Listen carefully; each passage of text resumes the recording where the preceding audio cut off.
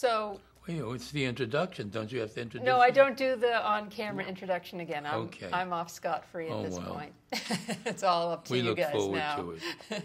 So when we were last speaking with Irma, she told us that you told her that you were going to get married. And so tell us where it went from there. You got married. Well, and yeah, but when I left New York, at that time I was still working for Popular Publications. Oh, yeah. The head of whom was Harry Steger, and Harry said that he was sorry to lose me, but he wanted to give us a wedding present. And the wedding present was he gave me a magazine, Us. a new magazine to take out to California, and then the two of us would then be editors of that magazine and edit it from California. It was a wonderful wedding present. It was. The magazine was called Romance Western, and by that time we were up to 2.5 cents a word, so we were doing better. that's great. So how would that work? How would you write for the magazine together? Well, we were living in a one-bedroom apartment. In fact, the one bedroom was the apartment at that time. Yes, it was. It was $21.85 a month rent. Oh, you remember? That's right. And Yes. Rocky painted the ceiling, I remember. Yeah, I painted the ceiling blue, and I did something very bad. I used gasoline as paint thinner, and why we didn't blow up the whole building, I'll never know. But we didn't realize it. You know, the innocence of youth. Anyway, we published the magazine from there, and we wrote some of the stories ourselves. And We had a pull-down bed that acted as a. We had a pull-down bed that acted as a pull-down bed. It acted as a dining room table. dining room table. And a desk to write the stories on. Yes, and we did. Sent the stories and the material back to New York, and that's how we published that magazine for about a year. And then I became a columnist. We invented ways of making money out of this, and I became a columnist, a movie columnist, for a very short period of time. I don't know what name I wrote under, but it wasn't Diane Austin. No, it wasn't. I was Diane still, Yes. Austin still. So you were writing like movie reviews or? Yeah, We were Western. anything, no, anything having to do with the West. And Yeah, we 'cause- did interviews with people, and then we would steal material that was already written for some in some motion picture column in the newspapers, and we take it and then doctor it up a little bit so that it came from us. And we got a $50, and then we made $50 a month writing that column. Yeah. It's a lot of money in those days. That's So great. we did that for about a year, I guess, but then it became the death of pulp magazines because the paperback books were now very 25 popular. cents you They could were get it. 25 cents, and our magazines were 10 cents, so they went out the door, and there was nothing. We didn't have a magazine to write. Pulp magazine, pulp paper was really pulp. It was like toilet paper in some rural community. Yeah, it was raggedy It paper. was there was wood chips in it. That's why it was called pulp magazines. So what was your process of writing an article together? Did you each write separate articles, or did you? No, we didn't write separate articles at that time. But the process of writing, if I may jump ahead a little, as it developed with our writing through all the years, was that we would conceive of an idea together and talk it out together. Because the best part, and probably the only best part of being married and writing together, was you could go away on vacation, write, you could drive in the car to work together and be able to write. So we would develop the idea together, and once we got an assignment to go further with it, I would take it and do what might be called a first draft. I would take our story and do a first draft. I would then turn it over to Rocky. And I who would write a second Who draft. would rewrite it, put in a lot of jokes, etc., and we would have then a second draft. At Then- which point the two of us Would sit together would sit together and write a third draft. a third draft. So when people were getting scripts from us, for instance, they were not getting a first draft; they were getting a third draft. Yeah. And so it was well conceived, and sometimes we never had to rewrite another draft on scripts Yeah. that we had they would take it, accept it as it was, and we'd go with that. And they said, "Oh, they're marvelous. They give us first drafts. They're intelligent. They didn't know we sweat the other things out." But that was how it developed along the way. Writing the articles was just a fun thing.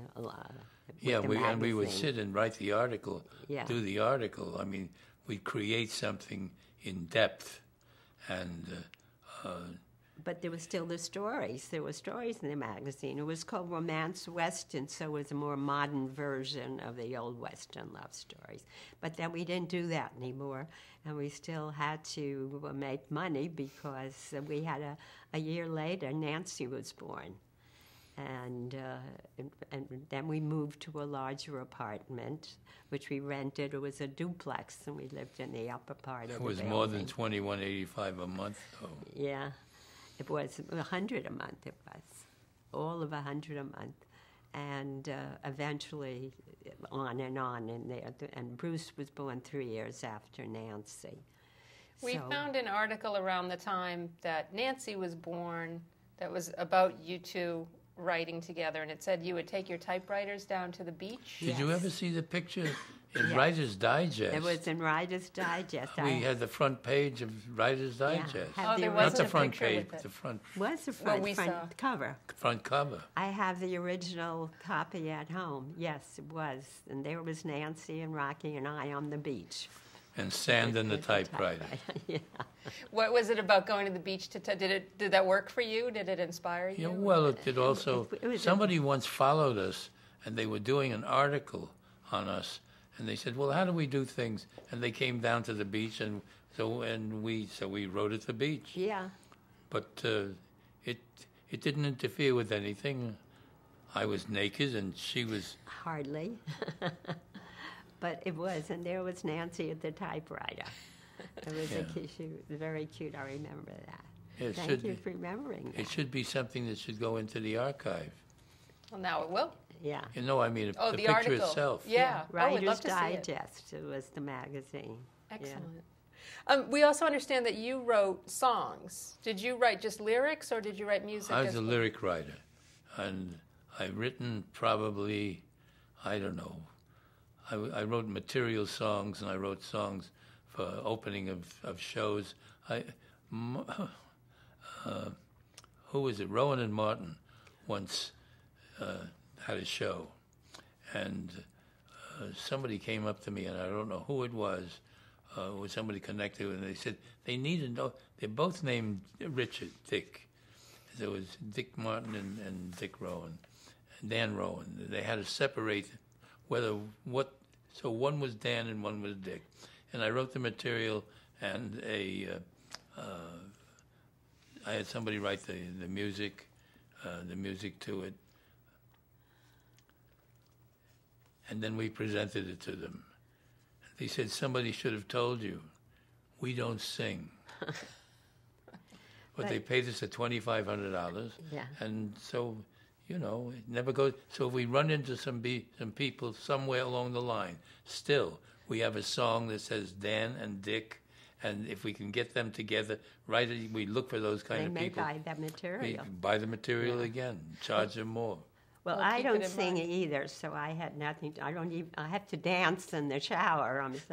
I'm such a bad singer, but She hums. we did start to write a few very early television shows that we wrote for. I think it was A Date with Judy, and The Millionaire was another thing we did, and Corliss Archer. Corliss Yeah, Archer. and we were writing together. But then with the advent of a second child, I was too busy with the homework and doing regular work. And Rocky started writing with other people. I started to write with other people. He had other writing partners. So much so that They weren't as pretty. and in later years, Hal Cantor. who was a good friend of ours and now is gone, unfortunately. But Hal said, Irma, you can't be Rocky's first wife. You must be his second wife, because his first wife wasn't a writer. But in fact, I was. I was just in the closet, more or less. She was in the closet writing, and she was always very funny and a wonderful editor. Yeah. And wonderful editor, which becomes a pain in the ass after a while, because somebody's jumping all over the things that you think are precious, and they're not. No. So I was writing like little articles for magazines, for like, homemakers type magazines. I could write an article on fish or whatever. And the PTA magazine, I could do that. But Rocky was working with other writers, and I was kind of there. I was doing some typing for him, I think, wasn't I? You were typing. I was doing. Well, you could type. I couldn't type. I knew typing and shorthand, remember? That's why I hired you. That's how I got all my jobs. So at one point before you got into television, we read that you wrote for radio for Martin and Lewis. Yeah. Did you do that together? Well, or was that during that period where you... I did it primarily. Irma, that was in that time when Irma was taking care of children, birthing them and things like that. Because we knew they were birthed in the United States, not in Hawaii, but they were. But when Rocky started out writing for Martin and Lewis, he was really in the closet, because Norman Lear and his partner, what was Ed Simmons. Ed Simmons, they knew us, and we gave them their first job. Gave Norman Lear, and I'm sure that he will never admit it, but we gave him his first job in the business. Yeah, piece of material for a comedy. Piece of material for a comedy. Ventriloquist, whose name was, I can hardly remember his name. Well, no matter, Rocky could have written it himself, but he gave it to Norman and his partner instead, and they wrote it. They wrote it. We gave them an article. Was it Paul Winchell? Wasn't Paul Winchell? No, Paul Winchell was a big guy. This guy was just into the business and never was. Never made it big as a ventriloquist. So Rocky I didn't mean to interrupt, but so did you just want to give a kid a break, or did you see something in him? We were working, we were doing other things, and we gave them the break. I'm sure that it'll be a difficult thing for them to remember, but not difficult for us, because it, as a matter of fact, in a strange way, it cemented our first writings when we were doing All in the Family. That made the connection. It made the connection for us. Yes, he did remember that. And, That's true. So Rocky was writing in the closet for Martin and Lewis. For Martin and Lewis, there were other people besides us. That is, we'd write half of a radio show, and we got no credit. Got no credit for it. And I was in Rocky's closet, because I certainly didn't get any credit, but I was there. But you were contributing. Oh yeah, sure. Nonetheless. That's right. And did you collaborate with them, or did you just write with jokes? Simmons and Lear? No, with them too, but also with Dean and Jerry. Did you just write jokes and give them to them? And we wrote our own things. Told them we'd write half of a show, and they would do it, and we got $300 for the job, and it was big time. One of the other writers was Danny Arnold, who you all know, I'm sure, who later went on to... And so was Arnie Sultan. Arnie Sultan? I didn't know. Yeah, a lot of people wrote in the closet in their place without ever getting the credit, the early credits. People did that in those days. There was a lot of that supposedly helping young writers. What it was stealing material. Yeah. And then did you transition with them on that same show into TV, or? In TV, it happened. I can remember sitting at one side of a table once, and they were doing a sketch. And I remember I was sitting next to Dean. And Hold for a sec. ding dong, the witch is dead. Should we wait till it finishes? We might as well. It's almost done. Okay, you know. There we go. Anyhow, so I was sitting next to Dean, and everybody was searching for a joke to end the scene, and I said it kind of muffled because I was just there in the group as a kind of addenda, and then Dean said to me, "Hey, tell him what you just said. Don't hold back." And so I told a joke, and it worked, and it was because of that things opened up for us. Did they look to you more to write They material, never or looked did to you? you. They never looked to you. You had to look to them and enter where you could. And did you write a specific kind? Like, did you feel like you had a specific kind of humor? Were you more geared toward Dean's humor or Jerry's humor? Like, did you?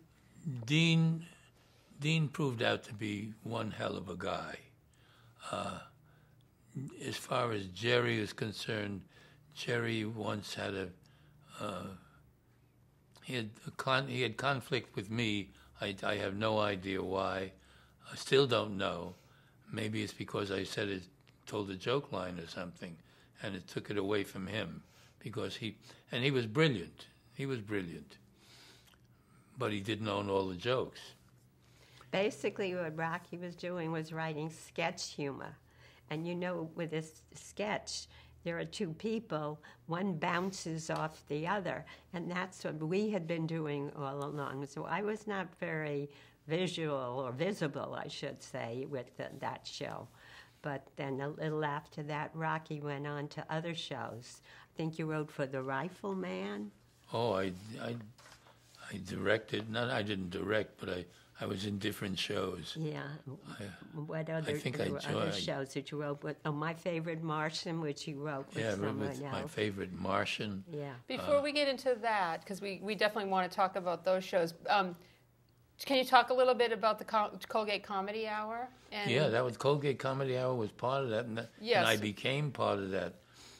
Even got my name up on screen. It was like, it was top of the heap at that time, and nobody surpassed them. They were the biggest things in town. I can remember once we did that, and I was an instigator. I really was. We were in a shoe store on Broadway, I think on about 47th Street. In New York, of course. And they found out, the crowd found out that Jerry was in town. And Jerry was there, and he walked in, and the people lined up right across Broadway. The trolley cars couldn't go, buses couldn't pass. And he came in to buy a pair of shoes. He never bought one pair of things. He would buy 143 pairs of socks. And he'd wear it once and throw it away, So it was, they were able to do it. They were nobody surpassed them at the time.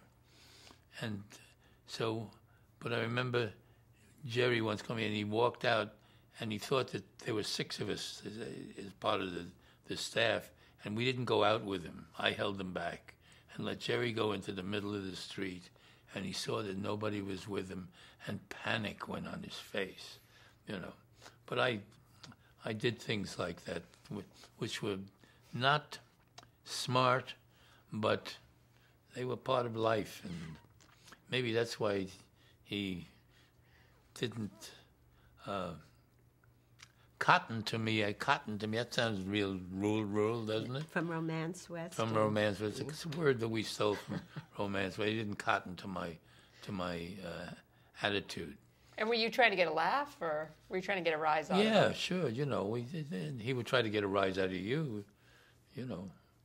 So, for people who may not have seen it, describe the format of the Colgate Comedy Hour. Well, they did an opening. They did a sketch. Dean would sing. Then we go in and we do another sketch. So they may have been a guest star involved with the thing. They might have brought in a Burt Lancaster or somebody. Marilyn Monroe. Marilyn Monroe. Yeah, it's the first time I ever met Marilyn Monroe on one of those shows. Can you tell us about that? Can you tell us about meeting Marilyn? Yeah. She was all the things that you think. She when she walked, she left little puddles of sex along the way. She Gotta think about that. is that naughty? Oh, she was very very professional in what she did. She wanted to do it, and she wanted to do things right, and she did. We had a lot of respect for her. I think the next time that I met her, she was doing Some Like It Hot, and two people came over to me, and they said, "Hey, Rock," and I didn't recognize him. Tony Curtis and Jack Lemmon. They were dressed, and they said, and this is what they said to me. So you can do what you want with it, but I don't think it's censorable. It's just what life is. And I said, "How's it going?" They said, "Well, she comes in at 12 o'clock. She comes in when she wants to. It's a lot of problems." He said, "But we got into a scene yesterday," and Tony said, it was a kissing scene, and she kissed him. And he said, her tongue was still somewhere down around his navel. And he said it was the surprise. He was in shock because they hadn't been getting along very well, it's seemingly on the set. But I think that changed. Sounds like it. Can you talk about the writer's room on the Colgate Comedy Hour and what that was like? The writer's room always is a place of freedom. I'll tell you, there were no women in that writer's room, I guarantee that. No women. And for a long time, there were no women in any writer's room. So even if you guys had been writing together, you wouldn't have been in that writer's room?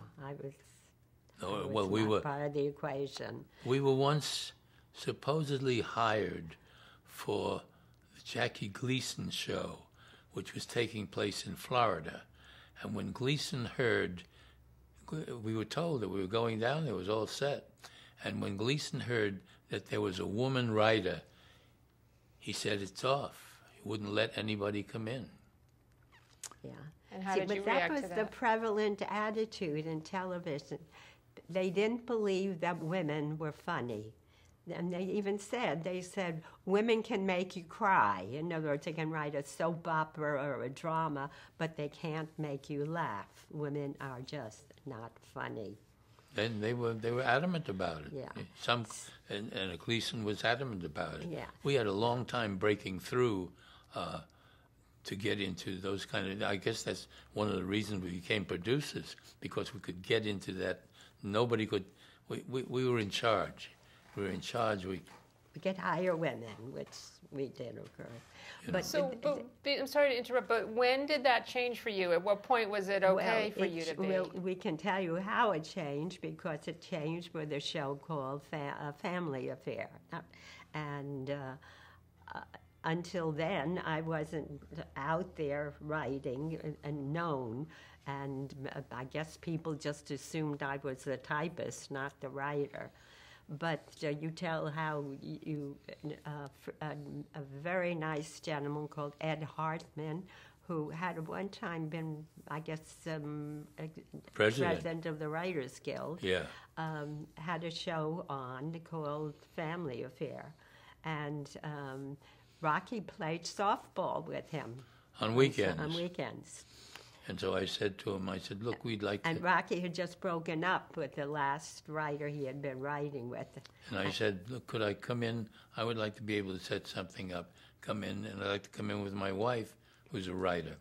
And he said, well, absolutely. He said, give it a shot. He was a wonderful writer himself, and so we came in with, and we still have this record of this, with 52 ideas. Usually people came in with 1 or 2 ideas. We had 50, and none of them had ever been done. And he was flabbergasted. If his flabber could have guessed, you know. And so and out of just talking to him, he gave us an assignment. And after the one assignment, we took over. Do you remember what that assignment was, that first script? I don't recall now. I don't remember which story that was either. But it came very easily to us because the children were our children's ages, more or less. So we had a good source of inspiration when our children... And we paid our kids $25 for an idea. When our children came home from school in the afternoons, we would waylay them at the door with a pencil and paper in hand and say, "Hello, dear, did anything funny happen in school today?" Really? And we would get the Oh, idea yeah, for sure. this thing. We stole from the kids. It was okay. That's amazing. Since we're on Family Affair, let's stay there for a few minutes and then we'll circle Sure. back around. So, again, for people that might not know the premise of the show, explain Family Affair. There were 3 children who had been left parentless because of an automobile accident. I don't really Happens a recall lot. what it was. Happens a lot in television. And an uncle came to live with them, Uncle Bill. And with him there was a French, right? Yeah. It was kind of a valet, so to speak. And that was the cast of the show. There are 3 children, little girl, little boy, and an older girl, and Mr. French and Uncle Bill. So now you get hired as a husband Staff and writers. wife, as Yeah, staff we writers. eventually became staff writers. So are you in the writer's room at this point? We are the writers' room. We are, that's right. We were the only, it wasn't the same kind of procedure. There were just the 2 writers of the episode and Ed Hartman. And we wrote 25 of there were 125 scripts written for that show over a period of, 3-4 years. And we wrote 25 of the shows. We wrote 1/5 of the shows. And we almost had no rewrites whatsoever, only because of the process that we went through. So somebody would get the 3rd draft. Ed Hartman would get the 3rd draft. It would be the first draft. He said, "Gee, that's good, you know." That's amazing. Were there rules for writing a Family Affair script? Well, there were not so much rules as kind of what you knew you should do. For example, there had to be a lot of love in those shows. That was due to who was the guy, the big guy who he said, "Come in and have some schnapps." Yeah. What was his name again?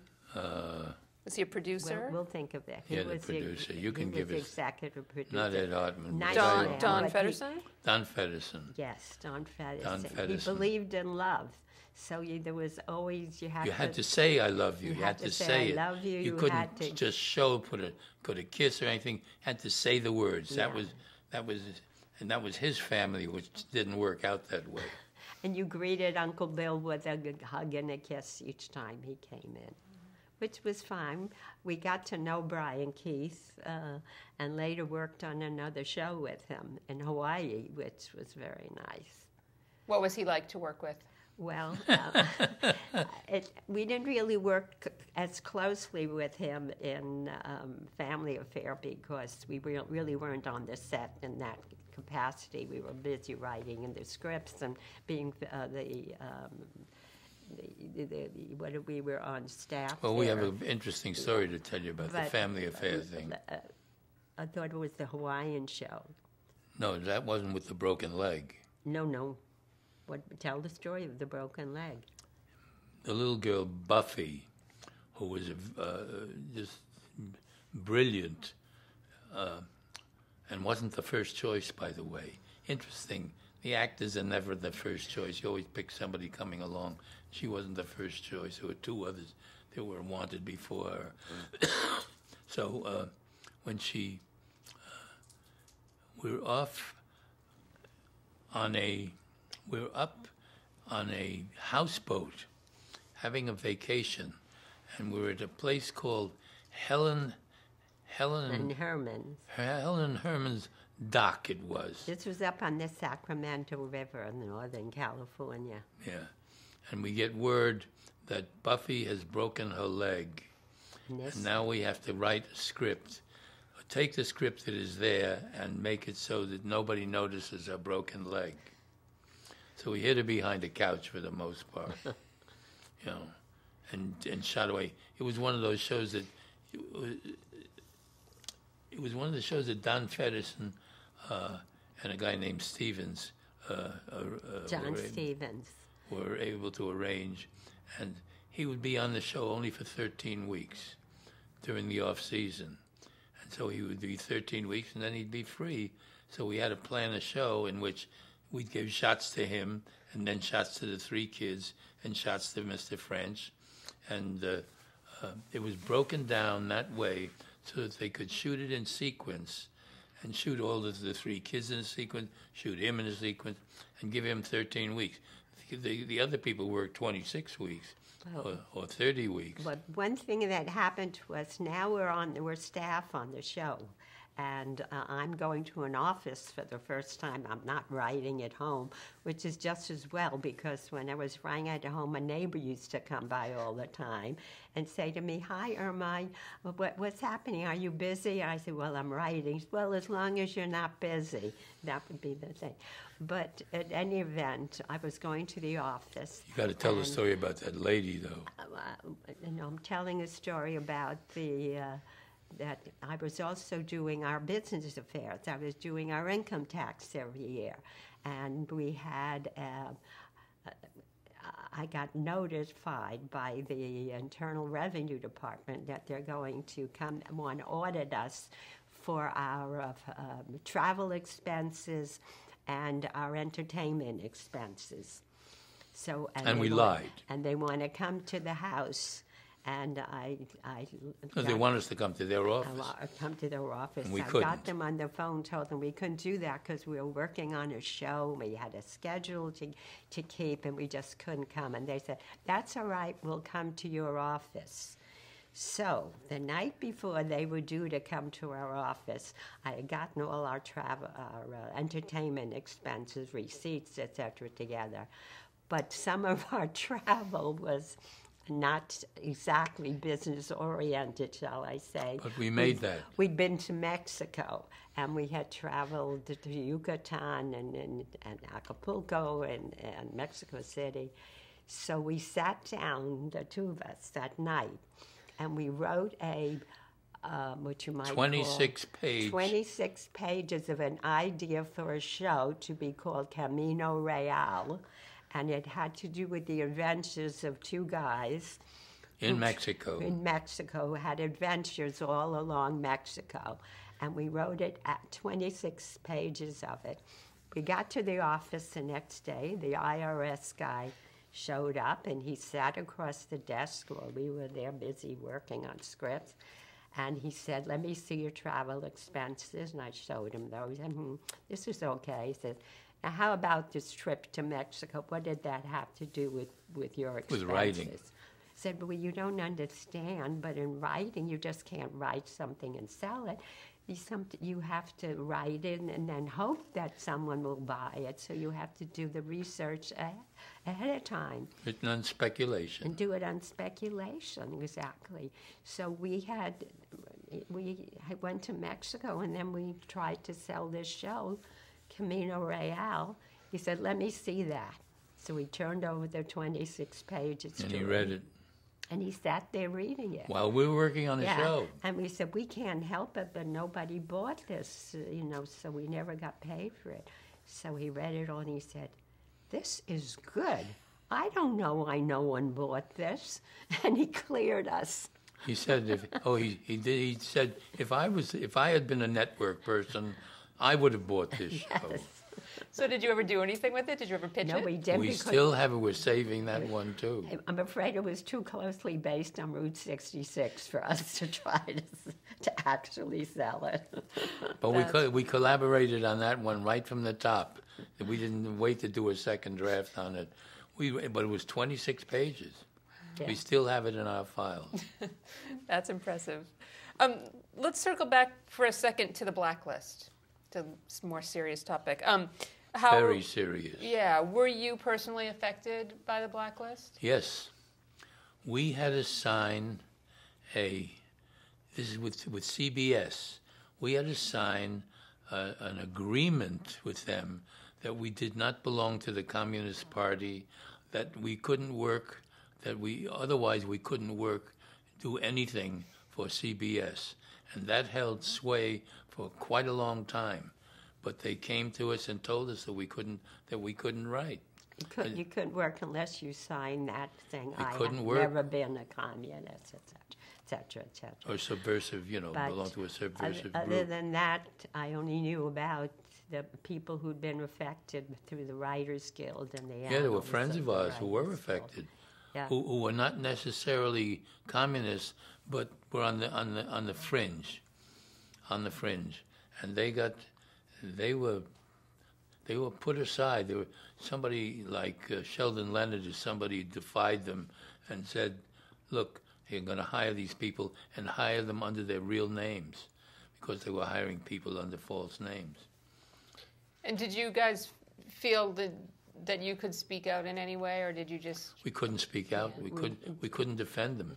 We had just gotten to a place in our careers where we had a little clout, but we couldn't have the clout enough to go and say, "Hey, take it and jam it." We could not do that. No. And I, of course, now was working. I was one of the few women writers. And I feel, and I've been alluded to as a pioneer woman writer, which I think... As a producer. Excuse me, I should go around with a poke bonnet and a big hoop skirt and, be a pioneer. But it was always my contention that in order for a woman to write, she had to be twice as good as a man, which unfortunately was not difficult. Fortunately, not difficult. And I also had... Say that out loud again. It was not difficult to be twice as good as a man. And I also This had... is the end of the interview. You're going to storm off? I also had a personal adage that, sure, God made man before woman, but then you always do a first draft before you make the final masterpiece. So I was known as a proponent and a great, picture of women. But to his credit, Rocky was also. He pushed me to get forward and not just be known as Rocky's wife, but to be known as Irma Kalish, my own known individual. And he pushed me to do other things like become active in the Writers Guild, to become active in women in film, women in communications, which I did. I became president of Women in Film. I was president of Women in Communications, and in the Writers Guild I rose to be vice president. I did run for president, and I lost by, of course I can't say those words Yes, here. you can. No, well, I'm going to allow you. If you don't say them, I'm going to say it for you. you go say it for me. No, come on, Irma. This is only an interview. No, this is for the Writers Guild, and they know it. In the Writers Guild lore as the 4 fucking votes. I lost by 4 votes. And why do you think that was? Oh, we know that I was. know, We had I a know death that threat. because I was a woman. And We had a death threat. did I have still a have death it on threat. tape. Yeah, I I got a recorded death it threat. because she was a woman, and they didn't want a woman up there. And what year was that? I don't remember the year. I'm sure I we don't. have it. You'll have it in Yeah. your history Yeah, somewhere. we have Mel it. Shavelson she didn't send the death threat. Of course, Mel was a good friend, but he became president of the Writers Guild that year. So during the period of the blacklist, did you feel as a prominent woman in the industry that you were specifically at risk, or that they might come after you? We didn't feel We didn't feel we were at risk, None of that but at we all. knew people who were at risk, and Yeah. they were good friends and good writers. The shows we were writing for were not suspect. We did have a touch of that once when it was an F Troop show we wrote. Yep. It was a show in which the Indian chief, he had a tooth problem. He wanted to go to the army dentist. So he masqueraded as a soldier, at one of the F Troop soldiers, in order to get work done by the thing. And later, because the people came after him, he decided to unmasquerade himself, and he made the statement, "Better a red man than a dead man." Because the expression at the time, better red than dead. Yes. That was and this was on a Saturday night. On a Monday, we got a call from NBC saying that they had a note from somebody who said, who wrote to them, not wrote to them, but certainly contacted them and said, "We know what you're trying to do. You people are doing communist infiltration into television. And I'm not just anybody. I'm Ginger Rogers' mother." You must have been shaking in your boots. Oh, it was one of the big laughs it of was all because time. of that But she line. was a right wing. I can't go into the details. Irma can say words like that, but I can't say 4 fucking votes, things like that. That's why it's good you have each other. That she edited me nicely. By the way, it was 1981. Was it back? Was it Was that 81? it? Yeah. That was something in the army. Wasn't that the title of it? I don't know. No, I'm sorry. When you ran for president, Oh, was it 1981. 1981? See, Yeah. all those years ago. And yet so recent for that kind of reaction. Right. Well, not recent. It's always there. Always have that. Unfortunately, those people are still around. But the Writers Guild has been kind to me. I did win their Valentine Davies Award, and Yeah, she has more awards between Syracuse University and you get a lot of awards. I did never give you anything. Oh. An award for something. award for some. Almost a marriage certificate. Were you involved in the Writers Guild as well? Very much so. Yes. Very much so. I also produced, wrote, and directed. The Writers Guild had a show every year, and I became the guy who did it. I did it 15 times, 6 times in front, 9 times behind the scenes, because but every year, and we write things. He wrote sketches for Wrote it. sketches for the industry and monologues. And as a matter of fact, we did something. Shelley Berman appeared in something that we wrote in. That he became a friend because of that. That's great. We want to talk about some more specific shows. You can. So let's talk about Glynis. We don't know anything about Glynis. We can't remember anything We don't. about it whatsoever. No, I know it was Glynis Johns, and the show, I think, ran only for 1 year. Yeah. And then was canceled. And we have we discussed that last night and this morning. He said, "Do you remember anything about Glynis?" No, not a thing. Sorry. Can No, you that's tell us okay. anything about it? Not really, no. I've never seen it. Yet our names are on there, Yeah, so it's we one of must your have early been credits. connected with it. Yeah. And the one thing that I can tell you is it said that you actually wrote with Elroy Schwartz on Glynis. Does that ring a bell? Doesn't ring a bell Yeah. whatsoever. But you worked with Elroy again. I worked with Later. Elroy again when we did the pilot to Gilligan's Island. So why don't we talk a little bit about that? How did that come about? Well, Elroy and I were writing. I don't know whether Irma was doing something or other. I That don't was know. during the period before I started on Family Affair. I believe. And So. Elroy and I, Elroy's brother, Sherwood, said, could you write? He gave us the premise. Gave us the premise. We did the writing. We did all the development of all the names, all the people. They had some people that we had to change the character of the two women on the show at one point, and we never received credit that we should have.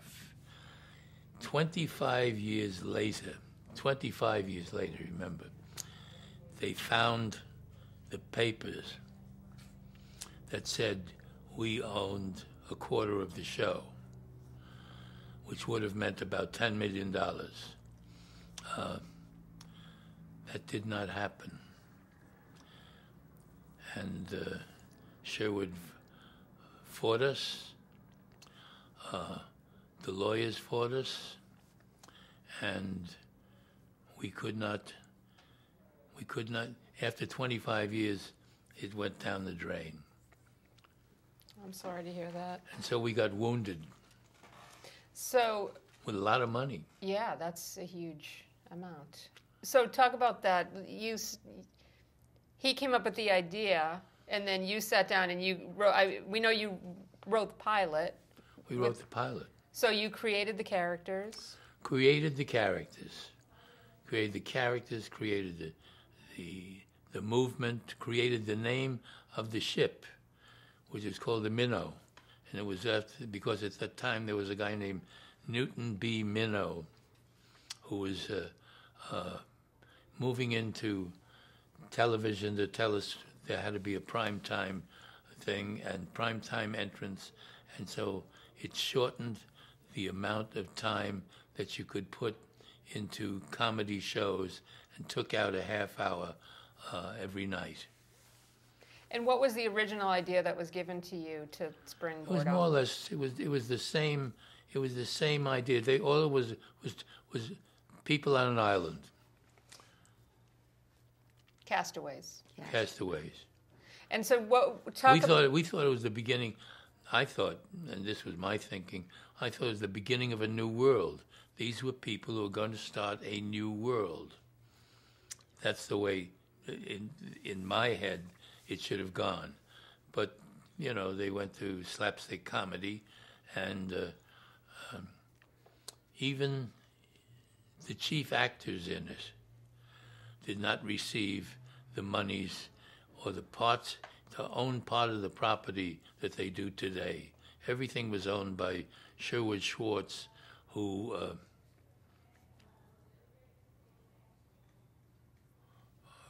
I'll let Sherwood live in his own hell. I was in no way involved with this at all, I can rightfully say. But a couple of years after that, Sherwood was doing a show called Dusty's Trail. And Rocky and I were a writing team then. And we came in to pitch a story.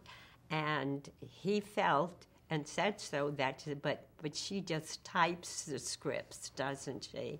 However, I came in and sat in the writer's room and was visible there and came up with an idea which broke a story. So I was recognized about that. But until then, I'd just been the typist. But he said that to your face. Oh, yeah. So before we broke, we were talking about Gilligan's Island, the pilot. Yeah.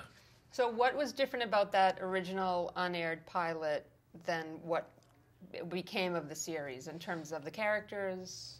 Well, they had to change characters at one time because the women in it were two different women, and they looked for more glamorous women for the second part. But that's, you mean the casting? Yeah, the casting.